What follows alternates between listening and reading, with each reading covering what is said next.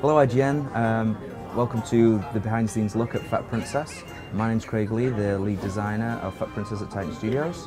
My name's Chris Miller, the producer, and we're here from Titan to show you the best of Fat Princess today. Okay, so let me tell you a little bit of an overview of the game.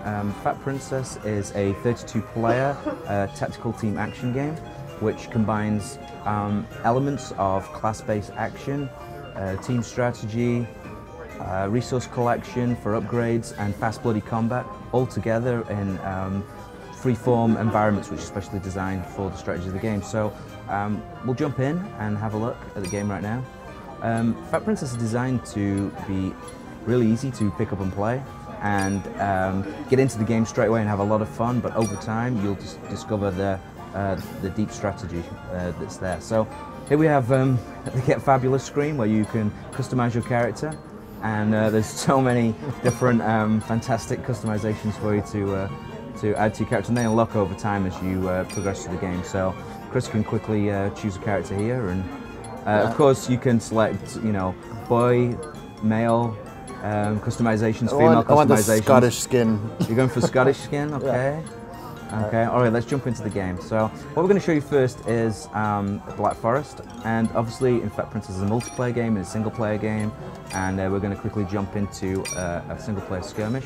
And here we are. So we're in the castle, and obviously this is a Rescue the Princess game, and if Chris opens up the map. Hold on a second, let me turn off the AI for you so we can actually take a second. Okay, so if you quickly look at the map, the mini-map, there's a mini-map obviously for every level, and you can see the little character that's looking at the map. And as you can see on the left-hand side, there's the Red Princess, and on the right-hand side, there's the Blue Princess, and they're in the enemy castles. And the idea of this game mode is to capture both princesses, put your princess on the throne, and the enemy princess in the dungeon. So if Chris heads down to the dungeon, you'll see there she is. She's nice and light at the moment. She's looking very happy, and off we go. So obviously, Fat Princess is a 32-player team game, and one of the unique things about the game is the class system, and we saw Chris there picked up a hat, and you pick up the hat and poof, you're the class. So in this example, Chris is the worker, and as the worker you can do many things. You can mine resources. Here's chopping down a tree, and then you can take those resources to any outpost or structure that you control. So Chris just captured an outpost, and then there you go, he collected the resource. So you can see one of the instant strategies of the game is to capture the outposts of the environments, and then you can return the resources there, which is vital to your team. So the reason you collect resources is to upgrade your castle, and you can upgrade all of the hat machines for different abilities. So do you want to... Can we go get some metal? We'll go get some metal? Okay. We'll go change. Okay. So Chris just mined some wood, and now he's off to get some metal. Obviously, everything in Fat Princess is constructed of a combination of wood and metal. And they're in different locations around the map. So obviously there may be a concentration of metal on certain maps which are a confrontation point, and this particular metal site is protected by these breakable rocks. So one of the great things about the worker is you can actually destroy structures faster than other classes. So he's not only the class that does all the resource collecting and you know, feeding the princess, he also is great for damaging structures, and that's just not just the breakable rocks. If you want to knock down the enemy castle doors, then you know the worker's the man to stick in your team. So this is a point of contention too on the map here. So you can see the blue is fighting over this outpost. If I win this outpost right here, I can get my resources a lot quicker than the blue team. So now that I've captured it, I can toss in my resources. And you can see on the HUD on the top, there's 6 wood and 2 metal, and Chris will go into the castle shortly and upgrade something. So, okay, so I think that's a nice siren. So if you want to get a load of resources, yeah, and we'll go into the castle and let's upgrade. So, you know, upgrade first. Let's upgrade the worker, to show a good example. So here we can see the AI is currently helping to build this worker hat machine, and when you upgrade the worker hat machine, the class is transformed.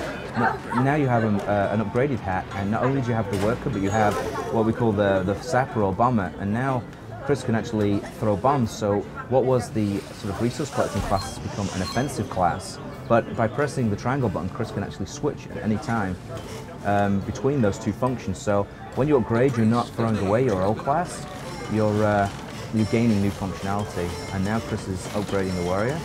Crazy fast. Crazy fast. Okay, and then if you want to go back to the work here, you also see that some hat machines have new functions for the team, like here. We get bombs. Let's go blow some blue guys up. So, yeah, the work hat machine You have to be bombs. very careful when you have bombs, because if the enemy team has a mage, they can light the fuse on your bombs as well. Yeah, and ice mages put the fuse out, so there we go.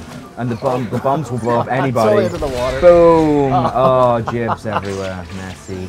Fail. Fail. Okay, so there you go. There's a respawn counter. So let's move on. I mean, we've shown the worker quickly, but let's move on to a more offensive class. Here's the warrior. If you want to go to a basic warrior, the cool thing about the basic warrior is he has a sword and shield, and he can block projectiles. That's fireballs, arrows. So he's a really cool class. He does a lot of damage, and with all the classes of Fat Princess, the control scheme is really simple, really easy to pick up and play. And with all classes, you can do a standard attack, but you can also do a charge attack. And in this case, the warrior's charge attack is actually a spin.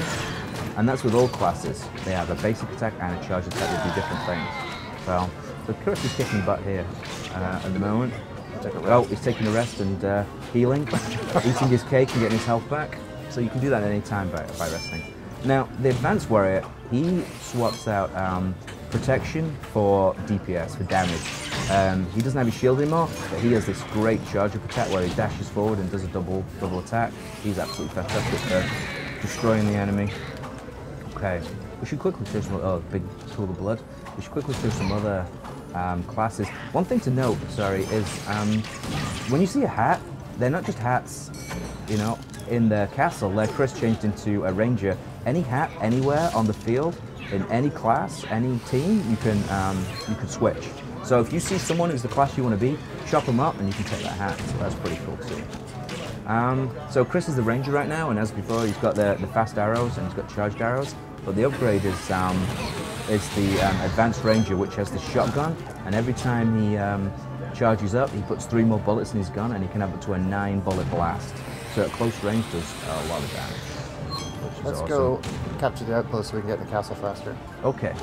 So on every map, some maps are large, some maps are small. We have different themes, and we'll show you a little bit about that later. But every map has its own unique elements, and one of the cool things about this map, Black Forest, is when you control this particular outpost, it's a special type of outpost. It allows you to gain the use of a sort of secret tunnel. So Chris is capturing his outpost now by standing next to it. And obviously, as with everything in Fat Princess, you can do everything alone. And like now, Chris is capturing the outpost. But if you do things together as a team, you can do things much faster. Like if Chris was, he's currently desperately trying to capture this outpost, but I think I've frozen the eye, so I can't capture it. It won't let me shoot. It's on the eye of a gun. So we can capture it. But as I was saying, you can do anything with Fat Princess alone. You can chop a tree, you can capture an outpost, you can feed the princess. But if you do it as a team, the game is designed that it's much faster. You can chop down trees quicker, you can capture outposts quickly. So it's really working as a team that really gets you those sort of advanced strategies. So you can. Let me get some help. Well, why don't you go and you can capture that outpost again. You should do that. So when you're attacking the enemy castle, and obviously you're trying to get the princess back, there are many different ways you can do it. Where are you going?